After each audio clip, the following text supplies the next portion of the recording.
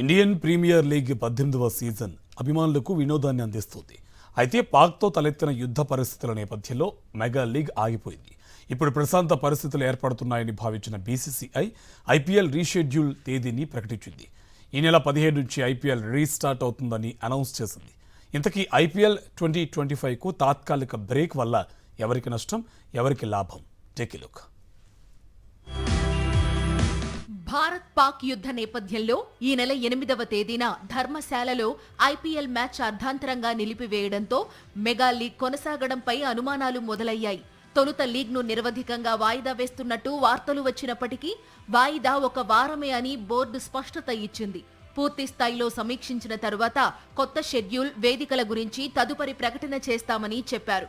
IPL ఒక commercial event, కోట్ల రూపాయల వ్యాపారంతో కూడుకున్నది. ఇందులో అనేక మంది పెట్టుబడులు ఉన్నాయి. మార్చి 22 నుంచి ఈ నెల 25 వరకు షెడ్యూల్ చేసిన ఐపీఎల్ 18వ సీజన్లో ఇంకా 16 మ్యాచ్లు మిగిలున్నాయి. కొద్ది రోజుల్లోనే కొత్త టైం టేబుల్ ప్రకటించవచ్చని తెలుస్తోంది.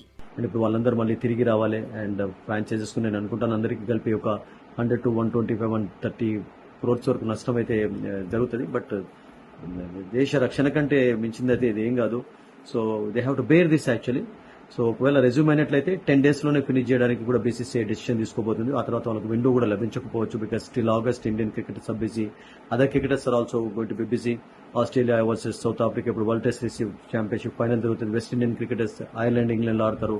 18 ఏళ్ల చరిత్రలో ఐపీఎల్ ఇలా మధ్యలో వాయిదా పడడం ఇదే తొలిసారి కాదు. గతంలో కరోనా కారణంగా ఐపీఎల్ 2021 సీజన్ కూడా ఇలానే మధ్యలో వాయిదా పడింది.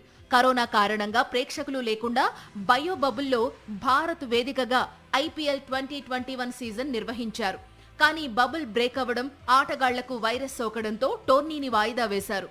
ఆ తర్వాత యూఏఈ వేదికగా మిగతా టోర్నీని సెప్టెంబర్లో బీసీసీఐ పూర్తి చేసింది. వరల్డ్ క్రికెట్ లో రిచెస్ట్ లీగ్ గా పేరున్న ఐపీఎల్ వాయిదా పడితే నష్టాలు కూడా తప్పవు.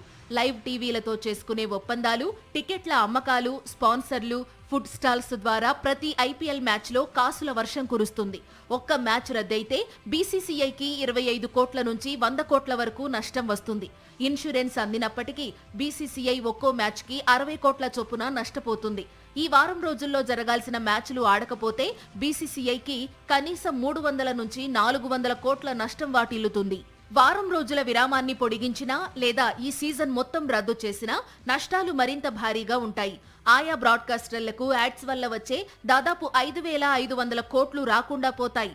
ఐపీఎల్ 18వ సీజన్ను తిరిగి నిర్వహించేందుకు బీసీసీఐ ఎదురు చూస్తుంది.